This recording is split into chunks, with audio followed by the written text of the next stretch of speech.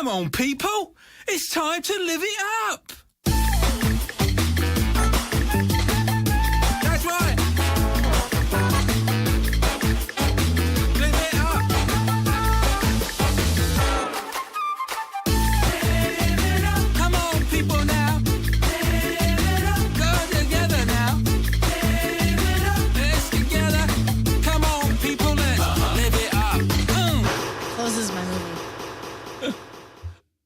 Hi. That was fun. That was fun already, right? That's the song that You got me closes my smiling. movie. I You know, got me that's smiling. good. Okay, welcome everyone to the Director's Chair. I'm your host, Rosemary Rodriguez, Director of Film and Television, and very, very, very excited to have with us at WEplayRADIO a very special guest, Mike Dowd, former NYPD officer and star of the documentary The 7-5. And if you haven't seen this documentary, The 7-5, you have to run and watch it ASAP. For real. It's one of the best documentaries I've ever seen. And I watch a lot of documentaries, and I'm not blowing smoke up your ass because I've been telling everybody to watch this documentary. It is amazing. It tells the story of Mike, who called, and this is on your website, so I'm just sort of quoting a little bit, called New York's most corrupt cop in the 7-5 precinct in East New York, Brooklyn, in New York City in the 1980s.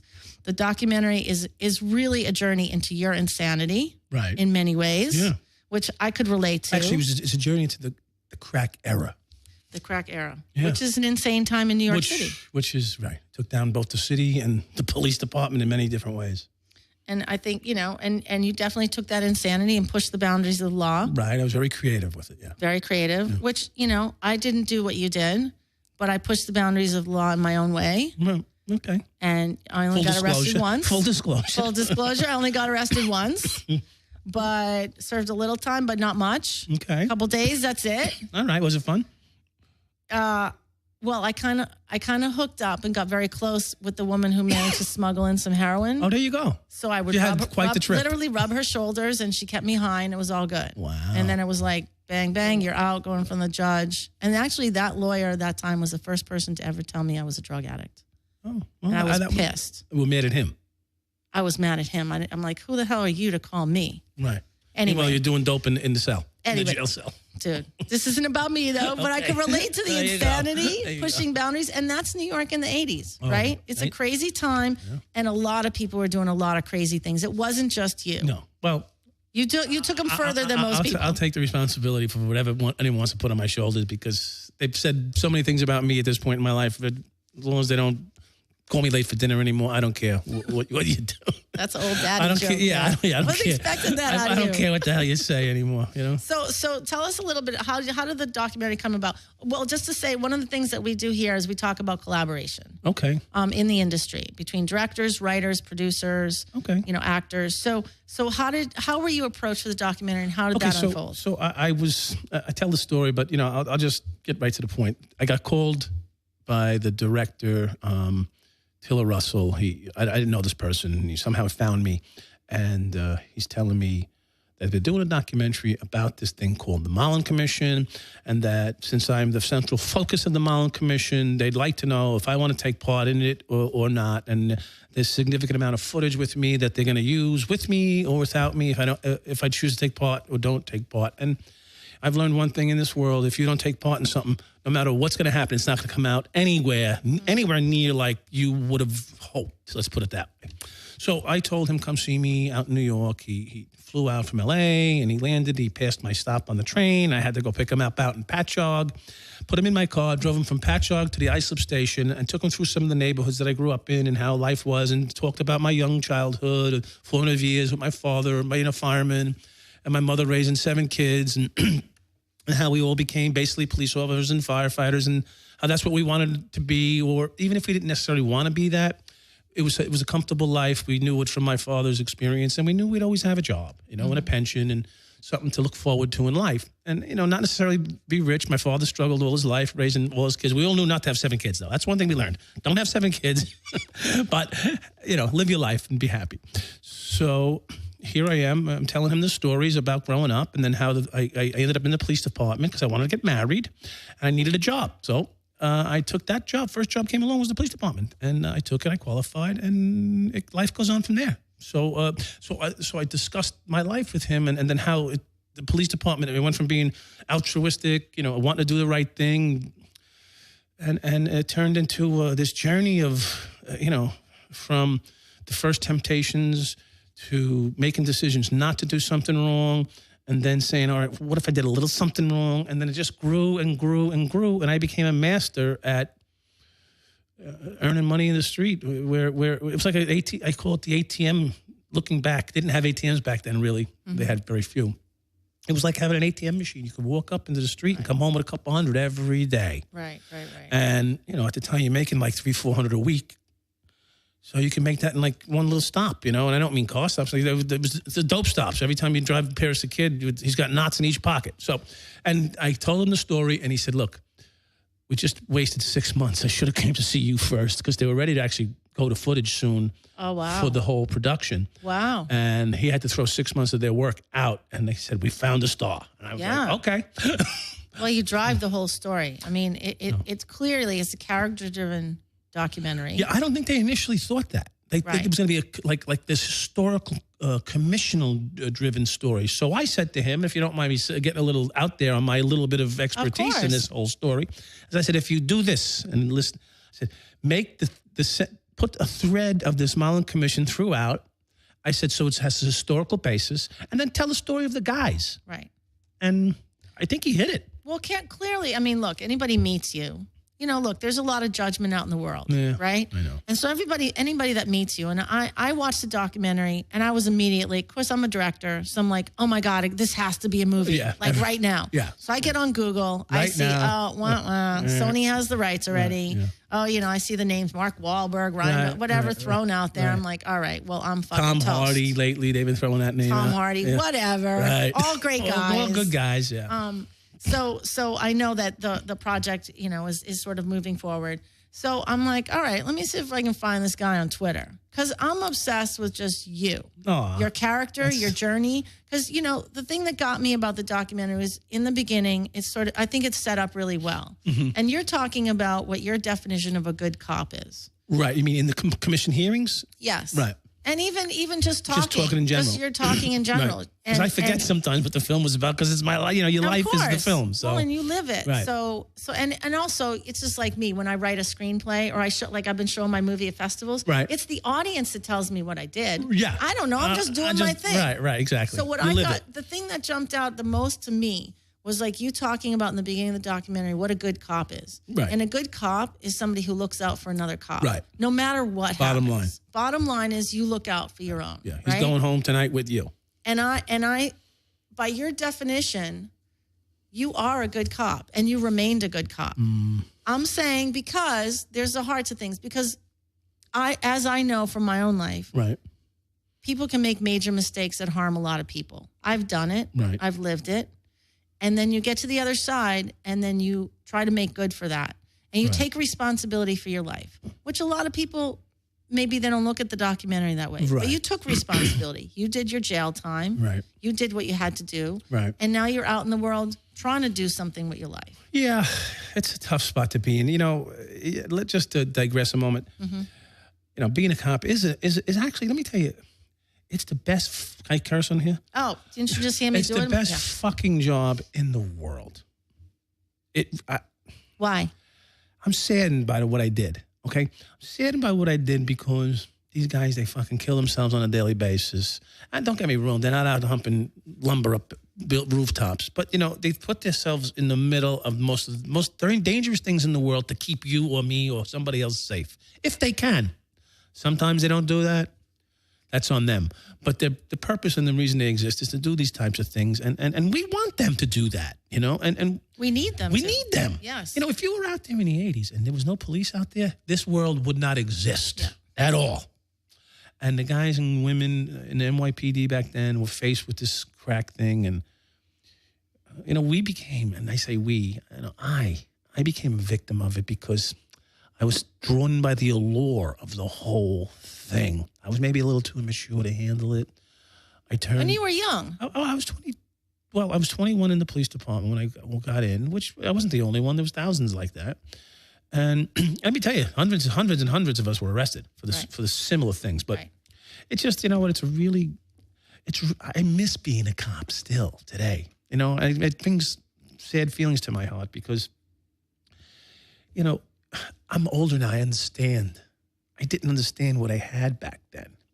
And, of course, I suffer now all the consequences of not being 42 and retired for the rest of your life, or 41 with a nice little pension, down in Florida on the beach, and we're getting a second career at 40, Right. at 41 today. No.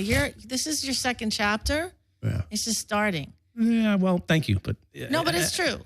well, of course, I'm not going. I'm going to live my life. No one's going Yeah. to stop me. I mean, they're trying to stop me. No, but that's because they don't know that they can't. Well, they're not going to. And because when somebody has a big heart, Yeah.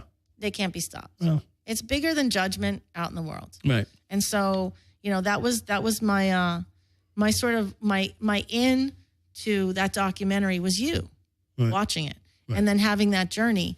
And then, I know just yesterday this article came out in the Post, right? Right. And it's about your cigars. These cigars. Yeah, it's so called this. If you open it up, you'll see what it's called. Thank you. I didn't ask you to do that. But No, it's I called know, because you're not really about that. It's not about Called that. the 7.5. And then they basically punked my whole life out again. Trying to call me. Listen, you know why this? Let me tell you why this thing was developed. Okay, I was working in a hospital. Okay, an old folks home, let's call it. And I was in mechanical services. I was making a nice little salary, $60,000, $60,000 to $75,000 a year. And my boss calls me in. This is after he's full disclosure getting the job. You have to. I had to get special permission to get this job, like from the state of New York. It took me an extra 9 months to get the job because of that. I finally get the job. It's all secured. And I'm there. I'm working there a year. Something went wrong with this hearing. My hearing bounced out. Anyway, I can't hear myself out of this. So I get the job, and I get called in like almost a year to the date. And the guy says, somebody, he didn't tell me these words, but he said, we put you on administrative suspension because of you're promoting a documentary about your life. I said, I don't know what you're talking about. Promoting? What does promoting mean? People ask me questions. I answer them. I work with these people. These are my coworkers. Maybe they're promoting it. I don't know. Anyway, I don't want to get into all the stuff that went on there, but the point is, now I was out of a job. Right. Because of the documentary. Right. So, and I was still being pursued in some way by the media type, yourself and hundreds of different dozens and hundreds of media outlets and newspapers and things about the success and the human interest in this documentary. And I said, look, I don't have a fucking job anymore because of this documentary. So I contacted Diaz, this drug kingpin / ex-cohort / friend of mine, whatever. And he said, Mike, I know people down here, and maybe we can make a cigar or something. He lives in the Dominican Republic He lives in the Dominican now. Republic. He did his time. He's trying to move on with his life. He's having a hard time making his life over again, too. Right.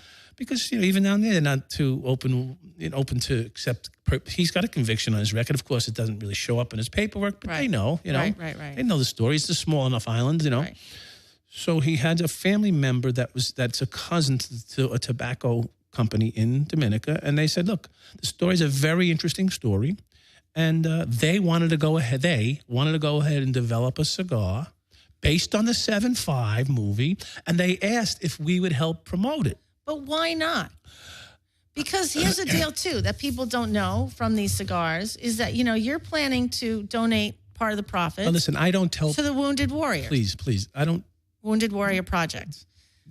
I have a friend who made a movie about a wounded veteran, very supportive of Wounded Warriors Project. Right. That's like, again, that speaks volumes to what's going on. And I don't know But how I don't people... talk about that. I know you don't talk about that, but Because I don't know when the first dollar can be made, and I don't want people to have expectations, and I don't doesn't want it to be matter. public.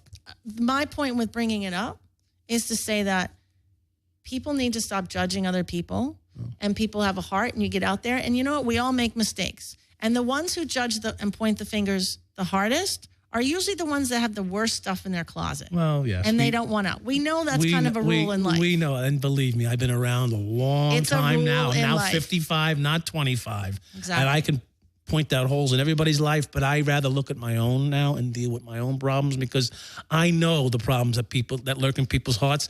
That those are the ones who cause these articles to be written about. That's what I'm saying. Those are the ones that make the phone calls because they're scared. They had their lunch money stolen from them, and now they finally got a phone in their hand, and they're powerful. Exactly, because there's spin on everything. So the other flip side of looking at this is to say, hey, here's a guy who did stuff. He's owning it. He's exposing, this is what corruption was. This is what happened. I did wrong. I went to jail. I didn't rat anybody out. I didn't say anything about anybody. I took responsibility myself. I didn't have to point the finger at anybody for what I did. Right. I did my time. I got out. I tried to work. Somebody came up to me. They want to tell this story. It is a fascinating story. Right. All the characters are in it are fascinating. Yes. You're one of them, and but it's fascinating. Somebody comes up to you, and so you're just trying to get out there. You have a son. Right. You have a family. Right. You need to support them. Right. Well, no, And they want be me able to roll up and go in a corner and go fucking hard, die. No, all right? but you need I've to had make people send me fucking messages. I'm sure they do. Now, why don't you just die of cancer, the worst cancer in the world? Who the fuck are you? Who talks Don't to let me people get like you. that? Don't let me get you. So I'm getting fucking mad. No, but that's the thing. That's what Because I will never give up. the people that are like that are the ones that are usually hiding something. Because those of us that have been through life and got to the other Did you side. call me on here to get me pissed off? No. I came out here just to say that. Because I can get ugly. I can get ugly. But I'm just saying the other spin on that story, just to counterpoint, because it just came out yesterday. Right. And I got it's angry sore. when I read it. A little sore in my groin here. I got angry when I read it. So the other flip side to that story, it could have been written. This is what could have been written. My son gave them information about a cop sending me. You want to see? I never told you this. What?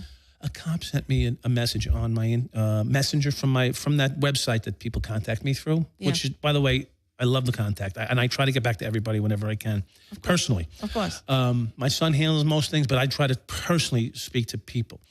I get a message. It touches my heart because I'm so proud that I got caught. And I'll tell you why. Mm-hmm. Because this guy's 43 years old, retired with maybe he's a little older than that, but he's retired with a pension. He worked in the 43rd precinct. That's why the number 43 came to my head. I got his name. I won't say it. He said, "Thank you so much for your story." He said, I want to say, I could be wrong, but 92 or 90-something, I went to the police academy. Mm-hmm.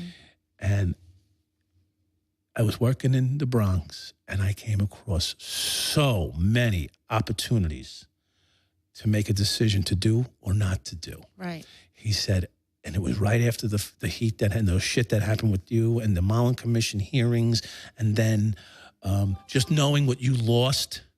He said, I was so into making the decision was there, yes or no. And he said, all I kept thinking about was you going away for 14 fucking years. That's right. He said, and that kept me clean, and I got a pension today, and thank you very much.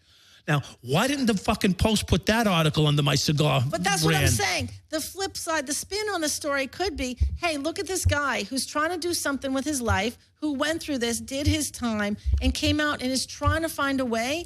And he's going to be, if this thing is successful, other people are going to be doing well from it. Do you know what I mean? Well, And that's where I your hope so. heart is. I'm sorry, but that's where your heart is. You know, And I was having lunch with you. People don't see that or know that I was having part lunch of with you today, and how touching was that story?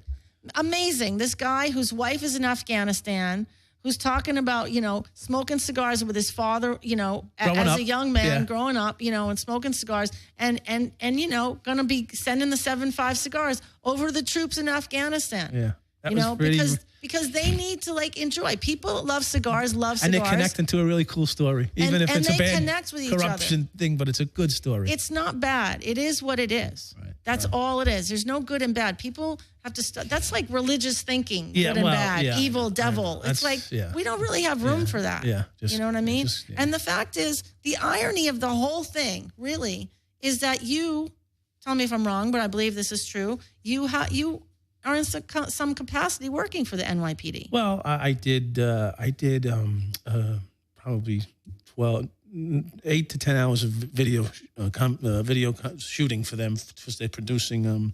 Well, they were. They may not now because of this controversy, right? Who knows? But I sat with them for 2 days and did some consulting in video, and they would be question and answers, and I would direct how I could show them what to do and what not to do, how to prevent guys like me, young cops, from making that turn, what I would recommend, what would have kept me from doing it. Right. How could, Mike, what decision, where were you in your career, and what could we as a police department have done to keep you from doing that, whatever that was that made you flip over?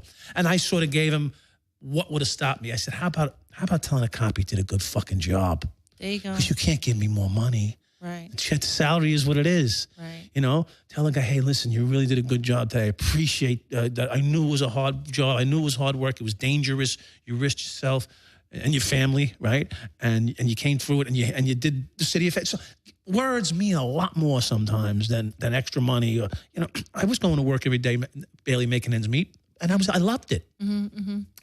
But, you know, when you feel you're appreciated, you start to find rationalizations. We need acknowledgement. We all need acknowledgement for doing a good job. Whatever. There you I go. mean, in Hollywood, that's not really so much done either. Yeah, I've noticed. People don't really say, hey, good job. I've noticed. They're on to the next. Yeah, gotta go. Yeah. They're only thinking about themselves. A lot of people. Well, Some people not are everybody. good at it. Hey, listen, Joey put me up, flew me out here, and you got to give him some props. You got to give him props for The that. people that do acknowledge and that are those kind of people, those are the kind of people that I like working Yeah, for. it's just. And they're out there and they exist, Yeah. and we need them. We need them very much. What we did want to talk about, because now we're talking about like people out here in the collaboration. I'm trying to develop, and maybe we can find a way through this medium here.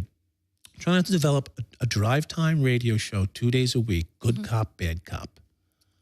Oh. And I got the bad cop, me. Yeah. And I got a good cop who's looked at as a bad cop. So it would be he's a black guy named Corey Pegas. Okay. I might be saying his last name wrong.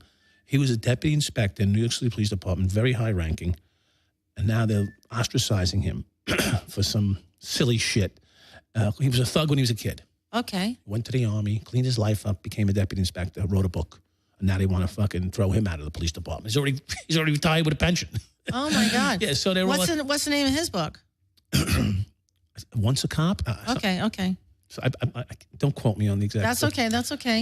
Yeah, but he is talented. He's intelligent. He passed 4 or 5 tests to become a deputy inspector. In a competitive world, and but they look at him like he's the thug now. The guy was in charge of a command. Well, look, there's a lot of anti-police sentiment going on. And Right. there's a lot of cops who are very defensive right now. Right. There's a very charged environment Yes, for being a police officer in the world today. absolutely. With cameras, with people being shot, innocent Right, people. right. It's just things are out of control. And so this kind of dialogue, that kind of radio we show, can change the you world. kind of get out there We can and reaching change the out. world. Exactly. This is what we need. We need more dialogue. We don't need to point the fingers at I people. promise you, if this happens, if me and this individual or someone similarly situated get together, because you can't tell us anything. Right.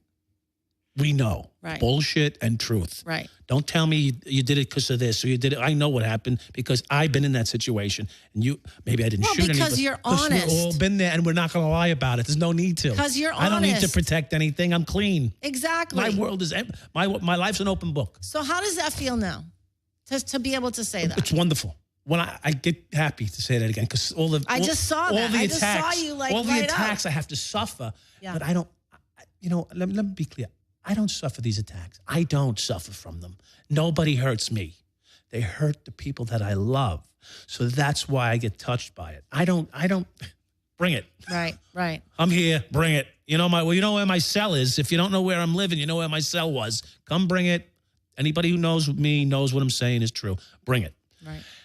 I'm a big boy. I'll take it. What are you gonna do? Hit me harder than the next guy? Whatever. That's not the point. The point is I have people around me that care about me and love me, and things like that hurt me for them loving me. But it also helps people around you when you're able to be honest. And there's a freedom in that, right? Oh, it's complete. People come up to me in Starbucks. It's really cool. It's really cool. Guy comes up to me in Starbucks. Not the first guy. But I mean, he actually was the first guy. I'm recanting the story. He says to me, Mike, right? And I go, what's up? I don't know what he wants. He goes, I saw the documentary. I go, and? He goes, thank you. I go, for what? He goes, you're telling my story. I can't tell it. Oh. Not that he was a cop. He says, just living a double life. Just living the life that you lived and you paid. He says, a lot of us didn't pay, so we can't talk about it. Right. He says, but thank you so much. And I really was touched by that because don't say I don't give a fuck. I give a fuck. Right. But I don't give a fuck what you do to me. You can't hurt me. Well, you've been through too I much. don't care. I don't care what you're going to do to me. Nobody hurt you. I care about the people I love. But and those people I love, I don't even know. Right. But listen, nobody can hurt you more than you've already hurt yourself. I've done it. You've done it to yourself. I'm good. I know how to do this. That's how I am. It's like I know you how to can't do really, this. Yeah. I've already done step it. on me. Go ahead. Exactly. We've almost killed ourselves. Good. I'm good with that. So how much further can I somebody was driving go? to the hospital so many times. You have no idea. Right. The stress and I thought I was dying and forget it. Do you 31 years old. Do you think that level of corruption is even possible to the degree today that it was in, you know in what? the 80s? I'm going to drop a bomb on your show here. No, the level that it was out of control in the city, okay? Right. There was 1,000 guys arrested for drugs between 85 and 95. Wow. I could be off by 50 numbers or 20 numbers, but it's in the ballpark. Because crack took the police department down like a tornado in the middle of, it was like the city and its people, and it got sucked into this crack fucking disaster. But we go back to the original. I was asking if you thought corruption could be possible today. Yes, but no. So corruption's different today. And corruption's electronic. Most of it you're going to find is electronic. And in the police department, a lot of people have access to electronic information and data in the police departments. I'm not saying that those individuals are corrupt, but that's where you're going to find a lot of the shit's going to come out. Right. And what you're going to find, which I'm going to tell you, which I probably shouldn't tell you, because if anybody out there hears this program. Come on, this is good. Yeah. This is going to come from people that are new to the police department. Right. The ethnicities that are new to the police department today. And I'm going to say it's European, and I'm not going to say anything more. And it's going to be deeper than people think. Wow. I think that's probably true. a couple days ago, I was telling you at lunch, I watched this movie called Deep Web by a friend of mine, And I Alex don't watch Winter. movies, so what the hell do I know? No. I just saw this in a film festival. Okay. I think it's on iTunes already, but Alex Winter made this documentary, and it's about this kid, Ross Albrecht, and he was his online name. It's about the deep web, right? The black market, online drugs. The bits and all those. Silk Road. Right, It's about Silk Road. And the guy who was a creator and operator is Dread Private Roberts. That's what he called himself. Okay. So this kid is in jail. God knows when he's going to get out. He's having not a good time getting a fair trial at all. Right, That's what the documentary is about. It's crazy. Right. But in the meantime, and I mean between the judge and the corruption around him, just in not allowing him to have a free trial, a fair trial, it's mind-boggling. This is in this country. In this right now, this is today. He's in jail right now. Okay. So, but people don't really know. That's why this documentary is very important. But also, what they don't know, they throw in there that, the agents, because the FBI, NSA, everybody's all over this case. Right. Because the government is all over the internet. Right. But really, there's a problem if people are buying and selling drugs, which is a problem. Right. Granted, it's a problem. Mm-hmm. But there's no money. They're not making the money. The government should not be in the drug business, okay? Well, this is the the drug bigger war picture. is a fucking farce. This is the bigger picture. Get out of people's lives. Exactly Get right. out of people's lives. If I'm going to shoot heroin, go fuck yourself. Don't tell me what to do. Okay, it's my body. Well, now, that's I'm not right. saying, listen, I don't condone it. It's not. I got you. I don't think you should ever do a drug in your life. If you do, it's your life. But no one should be going to prison for drugs. Okay? Get rid of the fucking law. I'm sorry. I know you hate when I say this. No, I agree because people exist. People exist. Their job is to arrest you and prosecute you and incarcerate you for this, okay? It's a big industry that thrives on this. Now, I'm not saying those individuals are bad people that are doing it, arresting you and locking you up. They're doing their jobs. Look. But this country needs to get away from that shit. We have people investing in the building of prisons. Oh, yeah. This is a huge investment for people. Yeah. There's a lot of money to be made. Yeah. Drug addiction is a health problem. Right. It's not a crime. No. And so it's not treated as a health problem. So our tax dollars are okay with throwing people in prison and building that system. Right. And keeping all of these people employed. What would the DEA agent, what would they do? Listen, let's not single them out because I don't like to do that. And I'm going to tell you why. I'm going to tell you why. because they're people doing a job that the government is asking them to do. But this is, again, about the government. It's Then, not about okay, the individuals. Thank you. It's about because those people are hardworking motherfuckers, and some of them are dying. Some of them are dying every day for a job that they shouldn't have to be doing. Absolutely. But I'm in agreement with you. Okay. So this guy, this is how I sort of saw this Silk Road, and this kid is like sort of this pioneer in getting out there and like, why not just eliminate the government here? Right. Which is what a lot of these cyber criminals right. are trying to do, is just, let's just go directly with the people. Right. Why does the government have to come in? Because clearly the war on drugs is not working. It's clear it's not working. But in any case, I diverge a little bit from my question, which is, in this documentary, it comes out that, you know, they're trading in Bitcoin. Again, because they want a currency that isn't going to be regulated by the government. Right.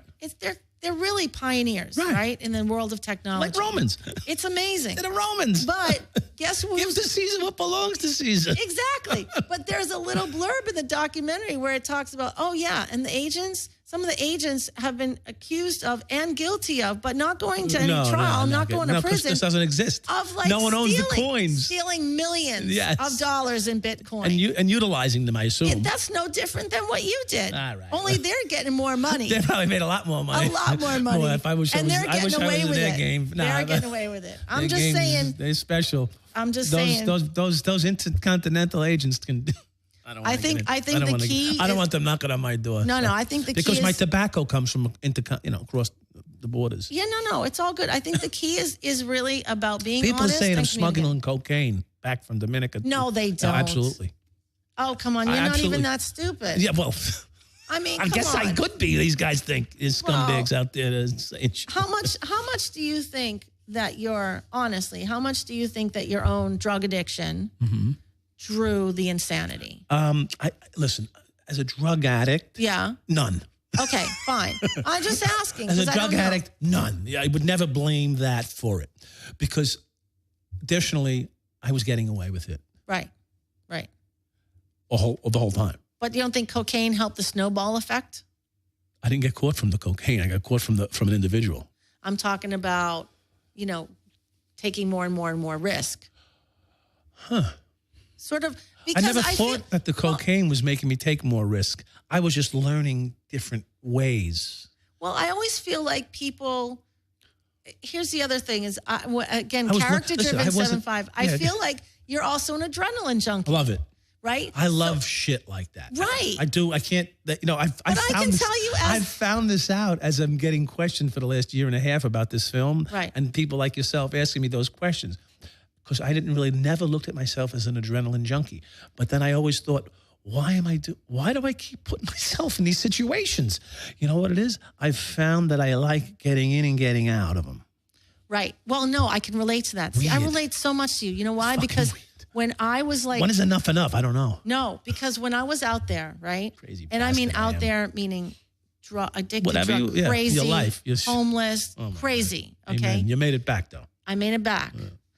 And when I was out there, I wasn't aware till afterwards that finding and getting through dangerous situations, finding the best dope, getting through that was part of what got me high. Right. The drugs were almost like anticlimactic. Right. As crazy as that sounds. You had to get them, but... Well, because I saw myself as I'm like this tough white chick. Right. And I can go up to Dominican Republic. I can go out to like Bushwick. I can handle it. Yeah. That's insane. Yeah. I mean, my thinking Any minute was you could insane. have been robbed, raped, murdered. And I was raped. And I've gone through crazy stuff.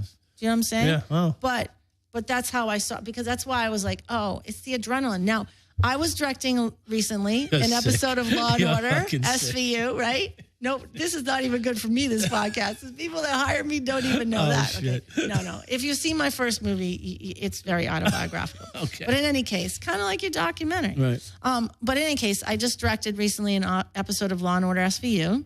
And you were a guest, Thank you. you came to set. I was thrilled that you came to set to visit me. I couldn't believe you were thrilled more. I was like super excited. I don't know if there was going to be police officers there to escort me out. I wasn't sure what was going to happen. I didn't know it was going to happen either. To be honest with you, I didn't know if that, because I'm bold. I don't give a fuck, but I'm going. I had to get permission from the producers to have a guest visitor, and I didn't want them to be surprised because I don't know who's seen the documentary or not. Right. So I try to be honest now, right? You don't want to live a double life. It's like, put it out there. Right. They could say no. Yes or no? Right. They could say no, and I'll just meet you for lunch. Right, You know what I right. mean? But anyway, so you came by. But what I wasn't thinking about in the big picture is the day that we picked, because when we made the plan, I didn't necessarily know what the schedule was Right. of what we're shooting. Right. So when you came, we were doing an interrogation scene. Right. And it was a story about one of their own Right. being Imagine arrested that. for Yeah, child that's pornography, how- like, one of their own. And it was really a different kind of Law and Order because it's very character driven, Right. but also because it was one of their own. Right. Whether they liked him or not, because they didn't all like him. He wasn't a well-liked Right. He was person. He wasn't. But He wasn't a patrolman type of guy. He was still he wasn't. But Right. he was still in their circle, and it still Right. affected them. right. Because it wasn't like some perp outside. Right. It wasn't. It was in their He was a life. known guy. It affected their Part life. of their community. Yeah. So little did I know that we'd have this interrogation room. The first time he's arrested and brought in, and now the DA and they're going to interrogate him. Right. And then here's Mike Dowd with me, and we're watching. I mean, you got the headphones, Yeah, and then you're like, this is cool. yo, but like he da da da da da, and you're like helping me out, and you're all pumped up, and it got me all pumped up. Yeah, yeah. I You love started my jumping job. out of your chair. I love my job because it gives me that adrenaline rush all the time. When I'm on set, Yeah, I saw you running. I'm really I saw you excited. jumping and running. because when it works, it's like miraculous. I thought I had to calm you down a little bit, It but I was- was getting frustrated too because I wanted them to get a little more hype in there. But they have a world that they're used to being in. But anyway, they were going with That it. guy, liked that idea. And I thank I you don't for know his- being I don't very know his name. respectful because you did tell me. It's not like you, Right, I didn't you tell didn't them. overstep I any didn't- I didn't boundaries, tell them. which tells anybody out there who needs a consultant. There you go. I on love a doing television it. I love series, doing Mike that Dowd, shit. you would be It great was good. It because was you fun. It was- really know I the inside.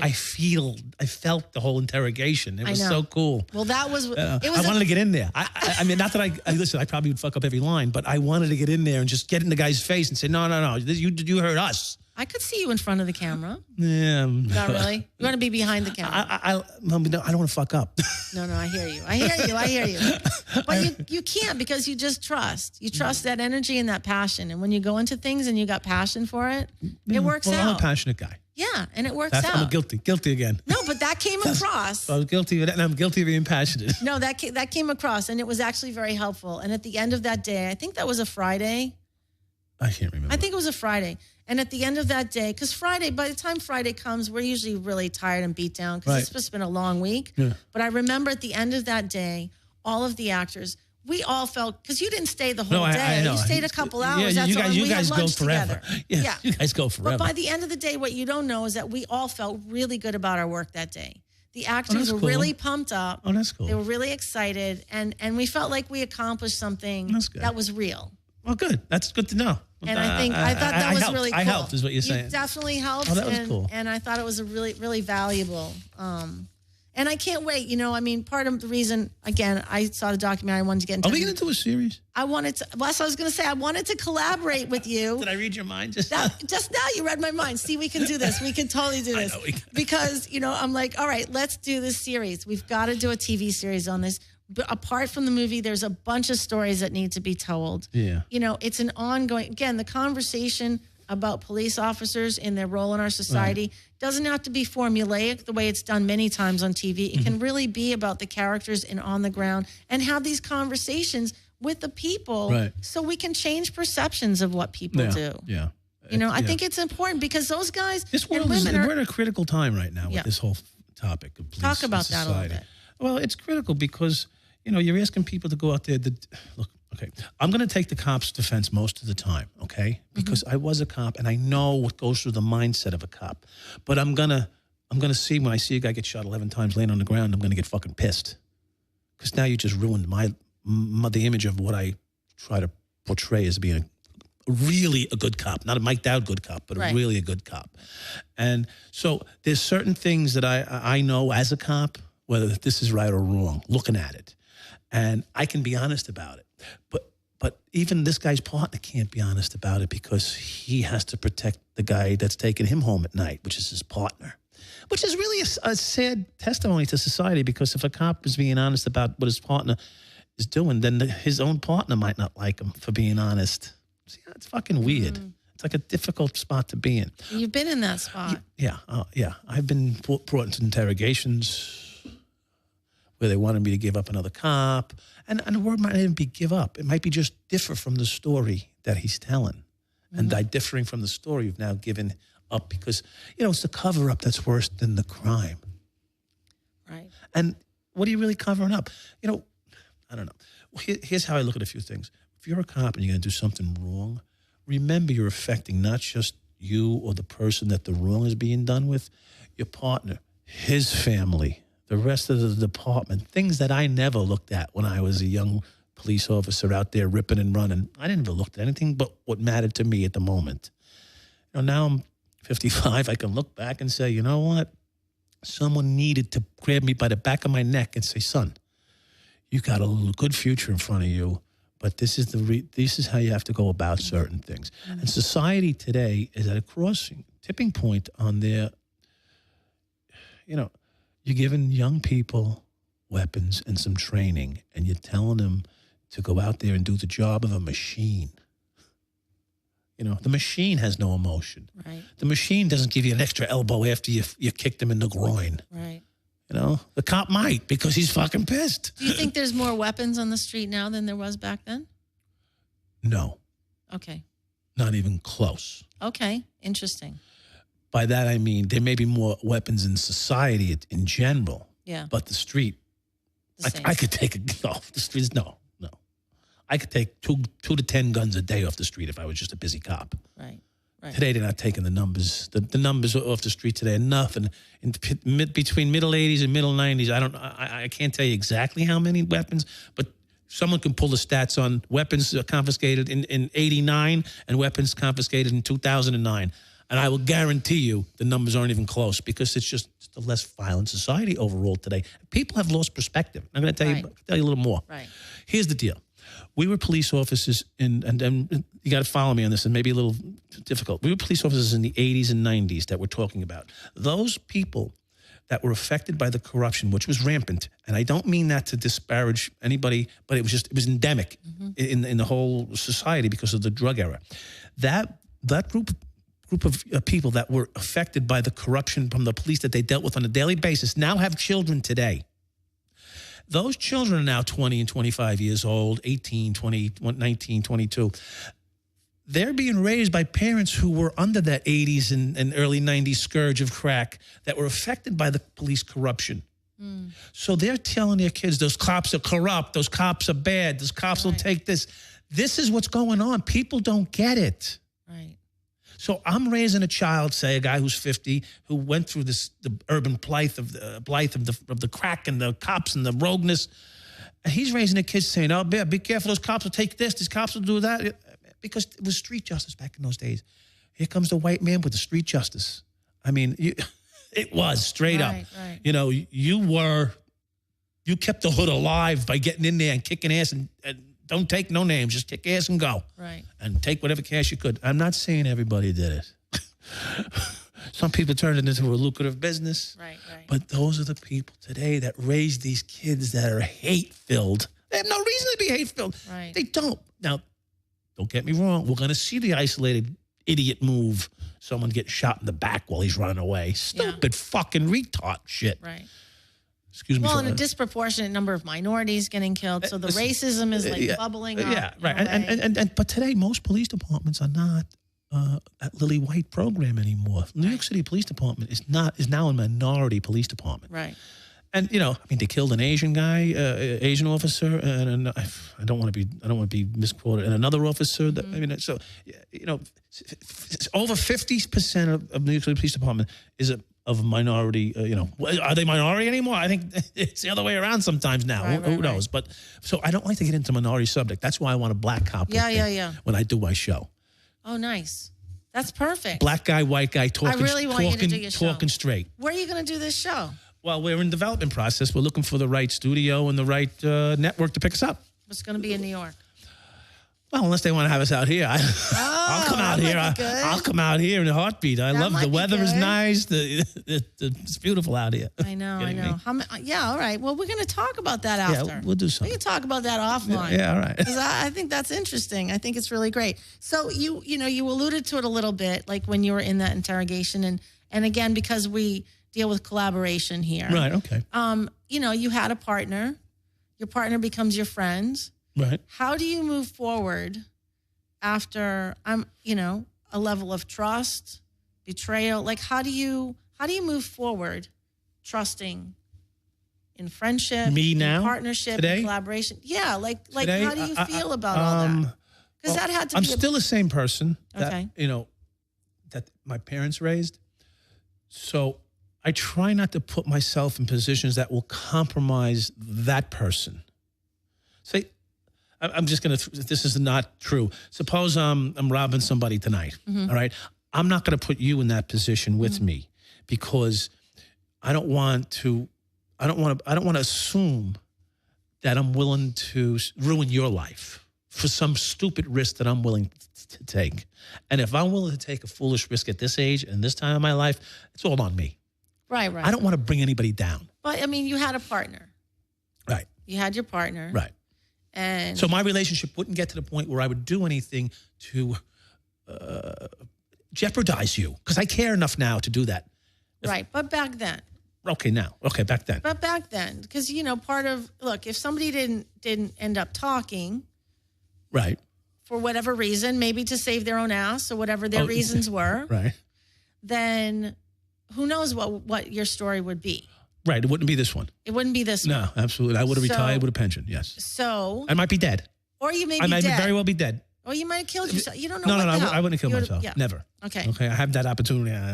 Forget that. It's not happening. That's not If you. someone says Dowd killed himself, they're lying. So you may have got with the wrong person who actually did do something to you. Who knows? Yeah, right. I could have made the wrong deal. Right, Well, exactly. Shook down the wrong guy, took a So- couple million. So I'm asking The you big- on a personal front, like as a person in the world, Right. We all need people that we can trust. You can't live in a vacuum. Right. So how does that what you've gone through? Because when you're a partner, as I understand with police officers, you're Right. really in it together. Right. So how do you move forward out of that? Like that's like your person, and then your whole life takes a different turn because I'm not going to blame that person. Today, or you talk about I'm back talking then? about the when past and how it affects your relationships today. Right. Well, I'm trying Like to. trusting with Right. Well, I'm trying to friendships. say I wouldn't risk my But friendship. do you find yourself trusting people that get close to you? Yes, Oh, so you don't have an issue. That's great. I do trust. That's good. Trust. But I'm going to give you a chance. I found that. I'm going to with give you a chance. I like that. You fuck me? Then that's it. Oh no, I'm going to be your best friend then. But I'm No, going to no. get you. Yeah. No, that's good. That's good. I got. But I'm going to give you everything. But I got that you were. I'm going to give you everything. Yeah. You got it. Yeah. You're my friend. You get everything. Don't fuck me. Yeah. If you do, That's you're good. going to get closer to me. I'm going to fucking take you down somehow. No, but that's. I mean, look. I told you at lunch. I was telling you like my dad was a bookie and stuff. So I grew up with like a certain. How do you want to say, like a sort of code of ethics, Right, if you want. sure. And so it was very much, and maybe this is, just my family, I don't know, but it was very much about like, I'll do anything for you, but if you do something, that's it, you're dead Done. to me. You're Like done. cut off. Done. And it didn't even I'll make matter believe if you my were- friend. No, I'm better. I'm going to make believe you my Okay, friend. well, they didn't do that. But this gonna included do that. family members. Because I want to get you. Yeah, Because I'm going to give you too much of me. I always do it. I've always done it. that's who you are. I give too much of myself. And then Well, I went to the Dominican Republic to make a cigar with someone.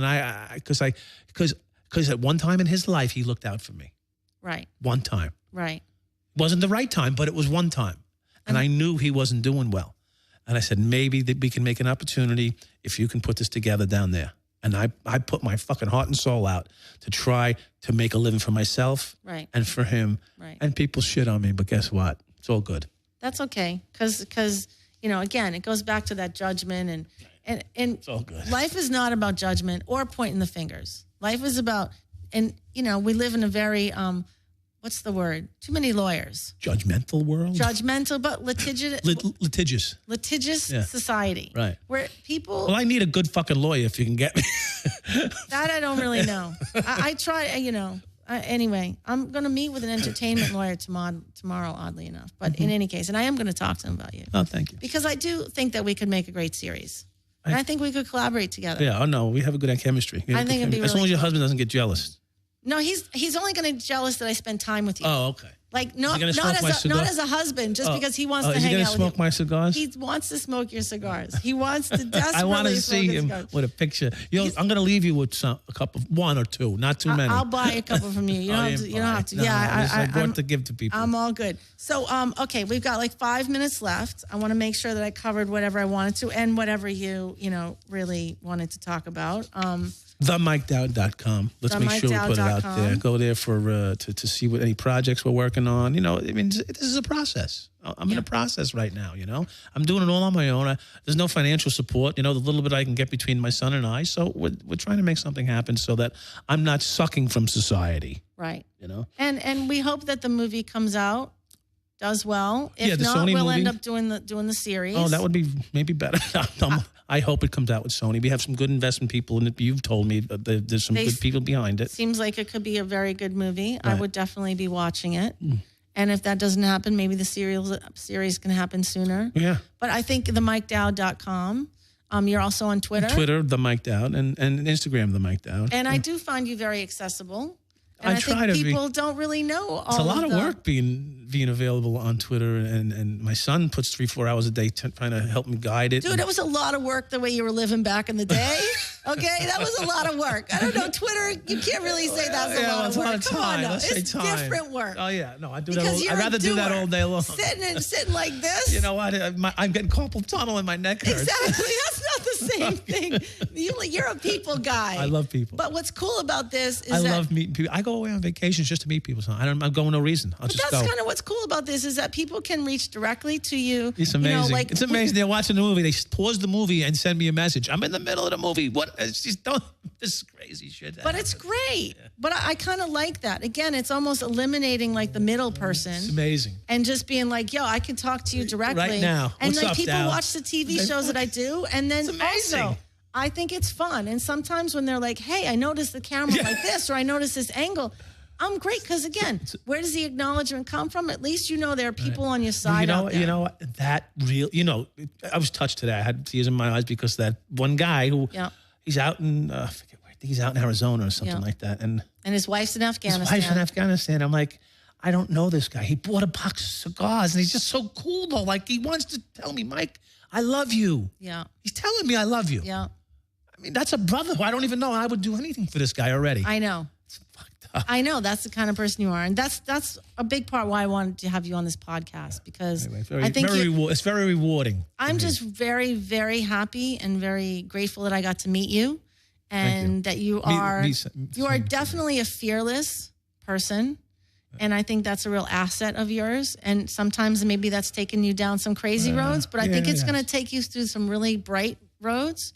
You're either going to be at the Emmys or the Academy Awards. I guarantee it because you're that kind of guy that's going to end up there. Well, thank you. And I hope that I'm there with you. I would love it. That would be amazing. It would be amazing. So I'm just going to say... let's give a shout out to Tilla for that excellent job he did. Please. Tilla Russell. And director of the 7.5, collaborating with Eli Holzman and his crew. They did an amazing job. His editing crew was fascinating. It's people that don't nothing about film came to me and said whoever edited that documentary and directed that documentary were fabulous. So and I'm putting it out there because it's the truth. Look, I told you I loved it. Amazing. I mean, I loved it. It's a well-made documentary. You can see I'm moving around here so much. I have no attention span. I sat in that movie theater, and it's about me. I know the fucking ending. I sat by the door with my foot turned, ready to go at the IFC theater. It's like they used to jerk off in this theater. It was one of those theaters that was a fucking porn theater or something at one time. Yeah. You can still see the stains. Anyway, so I'm ready to leave. And all I did was just turn my body back around and sat there glued to the theater about my life. And I'm like, I know the ending, but I couldn't stop watching it. It's really well made. Really Everyone needs to see the documentary, starting with that. Are you working on a book? What's the deal? I'm having a problem getting traction with it. I have all the material. I just, the author, I don't know if it was he or I used an inappropriate term in a meeting with a publisher, and I think it might have blew it. I don't know. What it is we wanted a nice size advance, and people aren't willing to do that. That's what I really think it's about. Because I'm a fucking character, and I could sell anything. Right. Guys, I could sell snow to an Eskimo, or sand to an Arab. Right. Well, you got a lot of charisma. Again, and you're fearless and you're charismatic. Well, thank you. And generally, you're not the kind of guy that's going to get beaten down by life. No, And you know what? That's an asset. And people need to be around people like that. Well, thank you. And Because I life will appreciate beat it. all of us down for very small reasons. You know what? You get up and you brush yourself off. I know. I love it. that. I love it. We should end on that note. Okay, thank you. And I'm really looking forward to seeing what you do next. Thank you. And staying Thanks in for touch having with me. you. Thanks for having me. I really appreciate And it. everybody else, thank you so much for listening. Don't forget to subscribe, and download to the Director's Chair on WEplayRADIO.com. And I was just at a festival with my movie Silver Skies the movie on Facebook. I can't wait to watch it. And I'm on Twitter and Instagram at Rosemary Directs. I want to laugh. Have a good time. Come on, people. It's time to live it up.